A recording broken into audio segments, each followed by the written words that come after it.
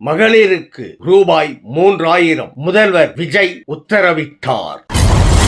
தமிழக அரசில் முதல் முறை முதல்வர் செய்த மாற்றம்.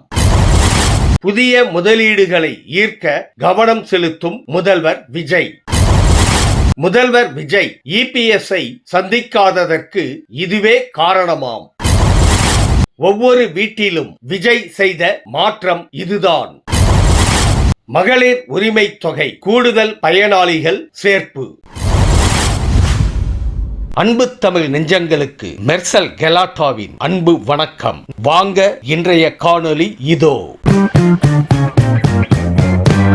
மகளிர் உதவித்தொகை வழங்குவதற்காக கணக்கெடுப்பு பணிகளை தமிழ்நாடு அரசு தொடங்கியுள்ளது. தாவேகா தேர்தல் அறிக்கையில் மதிப்புமிகு மகளிர் திட்டம் மூலம் 60 வயதுக்குட்பட்ட பெண்களுக்கு மாதம் ரூபாய் 2000 வழங்கப்படும். அதேபோல் 60 வயதை கடந்தோருக்கு மாதம் ரூபாய் 3000 வழங்கப்படும் என வாக்குறுதி அளிக்கப்பட்டிருந்தது. தற்போது அதற்கான ஆய்வு பணிகளை முதல்வர் விஜய் முடுக்கிவிட்டுள்ளதாக அதிகாரிகள் தரப்பில் கூறப்படுகிறது.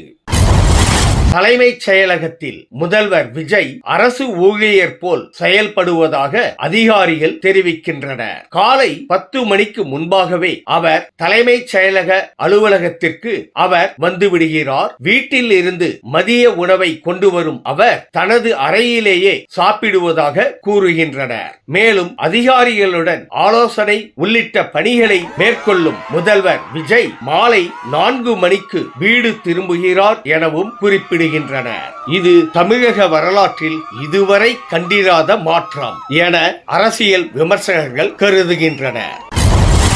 முன்னணி தொழில் நிறுவனங்களின் அதிகாரிகளுடன் தலைமைச் செயலகத்தில் முதல்வர் விஜய் ஆலோசனை நடத்தினார். இதில் டிவிஎஸ், BMW, ஹட்சன் உள்ளிட்ட மோட்டார் நிறுவனங்களின் செயல் அதிகாரிகள் பங்கேற்றனர். அப்போது புதிய முதலீடுகளை ஈர்க்கும் வகையிலும் ஏற்கனவே செய்யப்பட்டுள்ள முதலீடுகள் குறித்த விவரங்களையும் விஜய் அவர்களிடம் கேட்டறிந்தார். கூட்டத்தொடர் முடிந்த பிறகு அவர் தொடர் ஆலோசனைகளை நடத்தி வருவது குறிப்பிடத்தக்கது.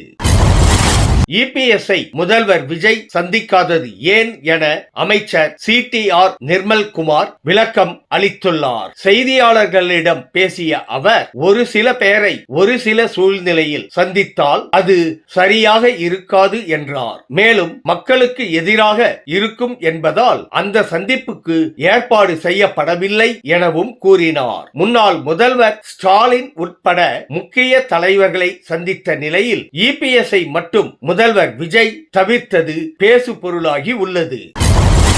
சீரியல் பார்த்தே பழகிய பெண்களும் சினிமா, கிரிக்கெட் மட்டுமே பார்த்த இளைஞர்களும் தற்போது சட்டமன்ற நிகழ்வுகளை லைவில் பார்க்க ஆரம்பித்து விட்டார்கள். பெரும்பாலும் டீ கடைகள் மற்றும் ஆண்கள் ஒன்று கூடும் இடத்தில் மட்டுமே பேசப்பட்ட அரசியல் இப்போதுதான் மக்களுடைய வீடுகளுக்குள் நுழைந்துள்ளது. இந்த மாற்றத்திற்கு முதல்வர் விஜய்தான் காரணம் என்று விமர்சகர்கள் தெரிவிக்கின்றனர். இந்த மாற்றத்தை உங்க வீட்டிலேயும் நீங்கள் கண்டீர்களா?